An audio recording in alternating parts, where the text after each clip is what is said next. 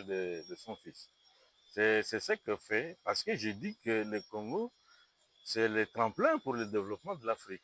Tout à fait. Et que si le président Tshisekedi fait ce que Kagame est en train de faire, c'est-à-dire que nous ramenons l'Afrique à 40 ans du néocolonialisme. Hmm?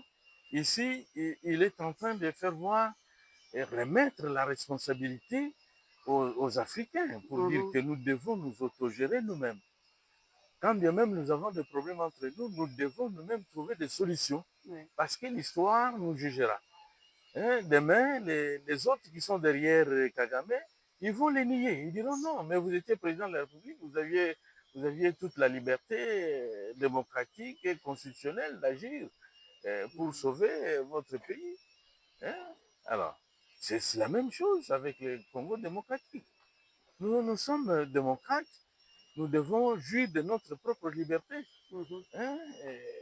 Il a été élu par le peuple, il doit sauver la sécurité, il doit entretenir la liberté de ce peuple congolais à tout prix. À tout prix, parce qu'il a prêté serment. Il a prêté serment pour gérer la sécurité des Congolais. Et ici, parce qu'il doit agir en tant que représentant des Grands Lacs, représentant de l'Afrique. Et voilà, c'est ainsi qu'il tient compte de la protection de la population africaine. Hein? Et dans cette population africaine se retrouve aussi la population congolaise. De laisser pour compte. Et pensez-vous pas qu'à un moment donné, la patience de la maman, ça a des limites. Hein? À un moment donné, il peut se dire, bon, ok, d'accord, le monsieur ne m'écoute pas, le monsieur ne veut pas ma main tendue. Alors du coup, on passe à la vitesse supérieure. Et ça aussi... Non, la vitesse supérieure, c'est quoi finalement? Bon, il l'a fait en Angola quand Lorenz l'a appelé pour commettre Toti à la paix, Toti Kamakamba Bitumba.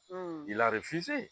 Et après, il a donné l'avantage à la République démocratique du Congo de réussir sur le plan diplomatique. Tout à fait. Et c'est là que nous sommes.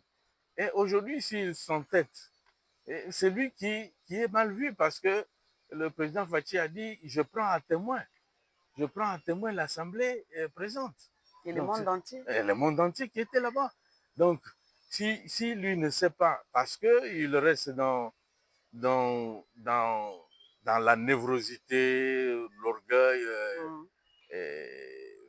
qui ne s'exprime pas la dictature, bah, il est le chef pour lui-même, comme disent les gens.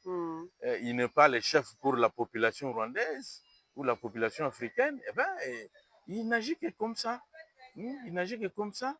Mais l'histoire est là et plus tard, il va regretter. Même si son ministre est en train de croire que c'est ça le narratif maintenant, non. C'est-à-dire que Félix est déjà en avance d'une prémonition de là où l'Afrique doit aller, de là où l'Afrique doit aller, vers notre propre liberté, notre propre autogestion politique, économique. Voilà. Okay. Et la question du dialogue intercongolais qui se profile à l'horizon, pensez-vous que ça va aller entre les Congolais? Parce que là, il y a l'AFC qui disent non, ça ne nous concerne pas, tout ce que vous faites là, les blablabla, ça ne nous concerne pas. Mais là, le chef de l'État a cette idée. Vous pensez vraiment que ça va aller?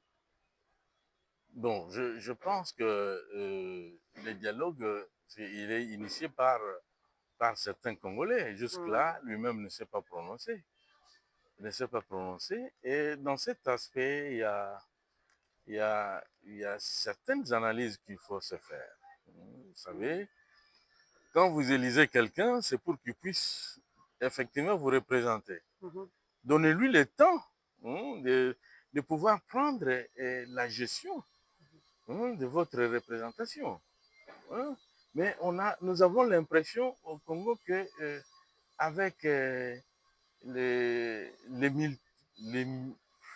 multipartismes intégral, tous les soi-disant gestionnaires de partis politiques ne comprennent pas. Et ils pensent que ce que le président de la République est en train de faire, c'est